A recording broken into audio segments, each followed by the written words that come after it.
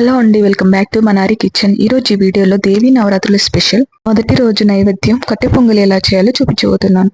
ఒక గిన్నెలోకి 1 కప్పు బియ్యం తీసుకోండి. అదే కప్పుతో 30 కప్పు పెసరపప్పు కూడా తీసుకోండి. మీరు కావాలంటే 1 కప్పు పెసరపప్పు కూడా తీసుకోవచ్చు. 2 నుంచి 3 సార్లు శుభ్రంగా వాష్ చేయండి. బియ్యం ఏ కప్పుతో అయితే తీసుకున్నామో అదే కప్పుతో 6 కప్పులు నీళ్లు పోసుకోండి. పావు గంట నుంచి అరగంట పాటు నానబెట్టుకోండి. మీకు టైం లేకపోతే 1 కప్పు ఎక్స్ట్రా వాటర్ తీసుకొని అప్పుడే కుక్ చేసుకోవచ్చు. అరగంట నానిన తర్వాత స్టవ్ మీద పెట్టుకొని మీడియం ఫ్లేమ్లో కుక్ చేసుకోండి. మధ్య మధ్యలో కలుపుతూ దగ్గర పడే వరకు ఉడికించుకోండి. ఉడకడానికి 10 నిమిషాలు టైం పడుతుంది. మీరు కావాలంటే కుక్కర్లో కూడా ఉడికించుకోవచ్చు. కుక్కర్లో అయితే 4 నుంచి 5 విజిల్స్ వస్తే సరిపోతుంది. మీడియం ఫ్లేమ్లో అది చూడండి. ఈ విధంగా దగ్గరకు ఉడికిన తర్వాత ఈ స్టేజ్లో 1/2 టీ స్పూన్ సాల్ట్ యాడ్ చేసుకోండి. అలాగే 1/4 టీ స్పూన్ పసుపు కూడా యాడ్ చేసుకోండి. పసుపు అనేది మీ ఆప్షనల్ మాత్రమే, కంపల్సరీ అయితే ఏం కాదండి. మొత్తం కలిసేలా ఒకసారి ఇలా కలుపుకోండి. మీ దగ్గర పప్పు గుత్తి కనుక ఉంటే ఇలా మెదుపుకోండి. నిమిషం పాటు ఇలా మెదుపుకున్న తర్వాత స్టవ్ ఆఫ్ చేసి పక్కన ఉంచుకోండి. ఈ మిశ్రమాన్ని స్టవ్ మీద మరో ప్యాన్ పెట్టుకొని 4 to 5 టీ స్పూన్స్ నెయ్యి వేసుకోండి.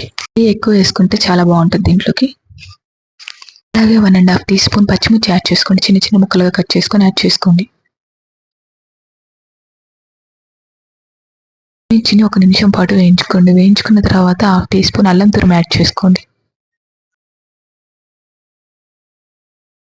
అలాగే 1/2 టీ స్పూన్ మిరియాలు కూడా యాడ్ చేసుకోండి.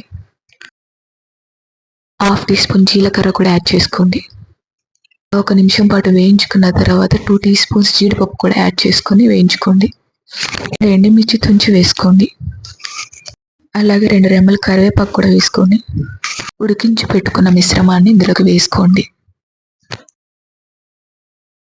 రైస్ అంతా వేసుకొని ఒకసారి కలుపుకొని సిమ్లో పెట్టుకొని మూత పెట్టుకోండి. 5 నిమిషాల పాటు లో ఫ్లేమ్లో ఉడికించుకోండి. ఇలా ఉడికించుకోవడం వల్ల ఆ ఫ్లేవర్స్ అనేవి రైస్కి పడుతుంది. 5 నిమిషాలు ఉడికిన తర్వాత స్టవ్ ఆఫ్ చేసుకోవడమే. సింపుల్ కదా. ఈ నవరాత్రులకి మీరు కూడా ట్రై చేసి మీకు ఎలా వచ్చిందో కామెంట్ చేయండి. అలాగే లైక్ చేయండి, షేర్ చేయండి, సబ్స్క్రైబ్ మాత్రం మర్చిపోకండి. Thank you for watching.